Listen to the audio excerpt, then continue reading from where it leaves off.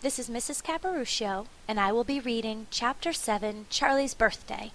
"Happy birthday!" cried the four old grandparents as Charlie came into their room early the next morning. Charlie smiled nervously and sat down on the edge of the bed. He was holding his present, his only present, very carefully in his two hands. "Wonka's Whipple Scrumptious Fudge Mallow Delight," it said on the wrapper.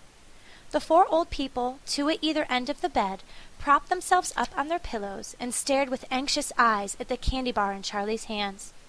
Mr. and Mrs. Bucket came in and stood at the foot of the bed, watching Charlie. The room became silent. Everybody was waiting now for Charlie to start opening his present. Charlie looked down at the candy bar. He ran his fingers slowly back and forth along the length of it, stroking it lovingly, and the shiny paper wrapper made little sharp crackly noises in the quiet room. Then Mrs. Bucket said gently, "You mustn't be too disappointed, my darling, if you don't find what you're looking for underneath that wrapper. You really can't expect to be as lucky as all that." "She's quite right," Mr. Bucket said. Charlie didn't say anything. "After all," Grandma Josephine said, "in the whole wide world there are only 3 tickets left to be found." "The thing to remember," Grandma Georgina said, "is that whatever happens, you'll still have the bar of candy." "Wonka's Whipple Scrumptious Fudge Mallow Delight," cried Grandpa George. "It's the best of 'em all. You'll just love it." "Yes," Charlie whispered, "I know."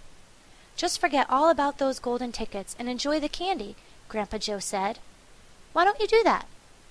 They all knew it was ridiculous to expect this one poor little candy bar to have a magic ticket inside it, and they were trying as gently and as kindly as they could to prepare Charlie for the disappointment. But there was one other thing that the grown-ups also knew, and it was this, that however small the chance might be of striking lucky, the chance was there. The chance had to be there. This particular candy bar had as much chance as any other of having a golden ticket. And that was why all the grandparents and parents in the room were actually just as tense and excited as Charlie was, although they were pretending to be very calm. "You'd better go ahead and open it up, or you'll be late for school," Grandpa Joe said.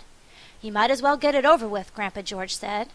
"Open it, my dear," Grandma Georgina said. "Please open it. You're making me jumpy."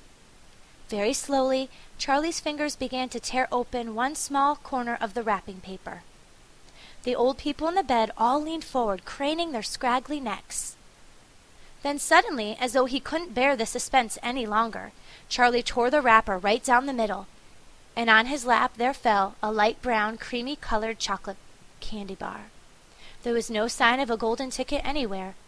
"Well, that's that," said Grandpa Joe brightly. "It's just what we expected." Charlie looked up. 4 kind old faces were watching him intently from the bed. He smiled at them, a small, sad smile, and then he shrugged his shoulders and picked up the candy bar and held it out to his mother and said, "Here, Mother, have a bit.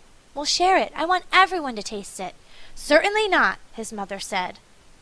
And the others all cried, "No, no, we wouldn't dream of it. It's all yours." "Please," begged Charlie, turning around and offering it to Grandpa Joe. But neither he nor anyone else would take even a tiny bite.